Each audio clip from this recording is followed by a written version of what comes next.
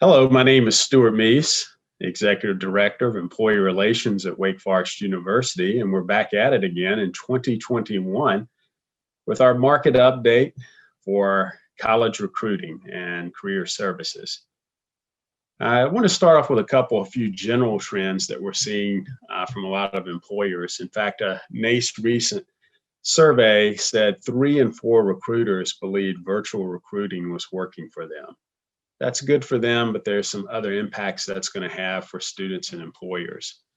Um, a good thing for employers is they found out that they're through this process, they can be just as effective and probably a little bit more efficient. Many of them said that their full-time hiring is completed for the class of 2021. We've also heard that employers are saying that because of lack of widespread availability of a vaccine is that probably most summer internships will be virtual. And one firm went as far to say is that it's unlikely that they'll come to campus in the fall of 2021 for interviews or for fairs. Now, one thing that we're closely monitoring when we talked to a number of our employers last week is they were still waiting on hiring goals and needs from their superiors. And many of them reported that they didn't have full budgets yet. Also, others indicated that they anticipate having to reduce budget this year because they were effective and the lean years, and that money may not come back for them. Some staff indicated that they lost some human resources as well, which is unfortunate. But the one thing the employer said that they really wanted the student to do more of is to be prepared to start a job or career virtually. And they want to partner with us and other organizations in order to make that happen, because that's going to be likely the reality in May, June of this year as well.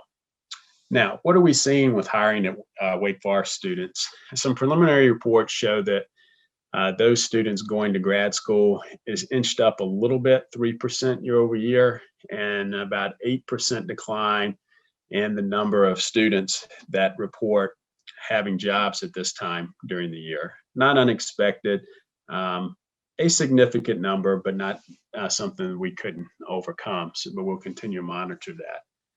When it comes to job postings, our full-time jobs are down 3% year over year, with all of our account managers doing a fantastic job of sourcing. And internships are up 37% year over year. That includes our account manager sourcing as well.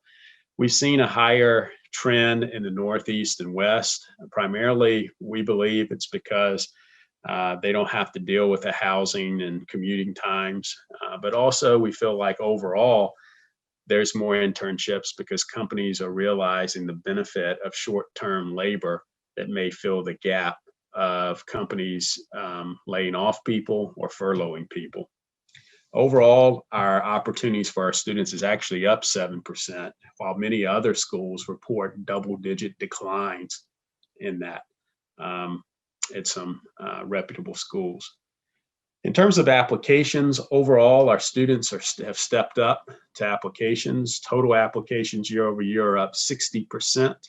It's 47% up for full-time jobs only. So that is indeed good news. We even noticed that employers are saying that they are seeing more applications as well.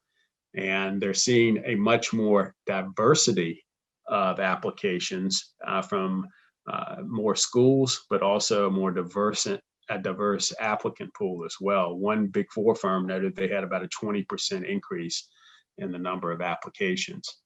Now, employer activity is one thing that we are concerned about in terms of virtual career fairs. We're seeing that fair attendance is down it's somewhere between 50 to 75% of what it was in the past. We have 3 theories as to why this is the case. One, firms have completed their recruiting for the cycle. 2, they don't have the target numbers. They don't have their budget set yet. And 3, probably the most compelling reason is that now they don't want to participate necessarily in a single school event. They prefer hosting their own events on their own times and schedules and platforms without a cost, and doing it with their target schools, multi-schools. So it's completely reversed and opposite. However, we are seeing more companies wanting to participate in single school diversity events as our numbers have increased this year versus last year.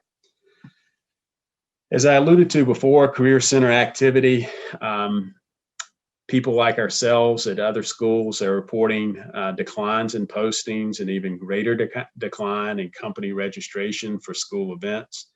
And everyone has a widespread lack of being able to effectively track interviews as a leading indicator for what the ultimate outcome is going to be. Universally, people believe that in our space, career services space, the college recruiting's changed forever. And we really are actively trying to figure out how to operate in this new environment. And we will probably continue to be working on that for quite some time. Now, what certifications and specialized skills are still in demand? General skills, there's a strong emphasis in sales, software development, Microsoft Excel, project management types of roles. So if any student could get any expertise in that, it would be benefit. Top certifications really haven't changed. Security clearance, CPA, project management, certified teacher, CISPA. Top skills, again, any type of IT productivity tools, project management, customer service. This comes to us from Burning Glass. So what should I do if I'm a seeker right now? Well, I think it's important for you to think about applying to these second tier jobs or second choice jobs in different industries in different regions because of some of the trends that we've seen on it. You may have to be a little bit dig deeper into where you may ultimately want to work. Attaining any of these in-demand skills and certifications is only going to differentiate you among employers. And if there are limited positions, those students that have these specialized skills, I think, are going to rise to the top.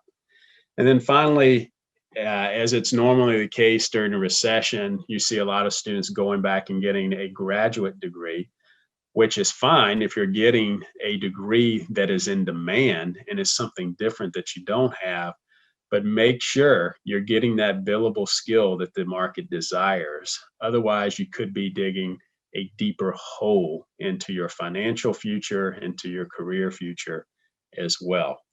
That's what we're seeing at this time. Please comment, contact us if you have additional thoughts or ideas. And until next time, hang in there, and we're with you. Good luck.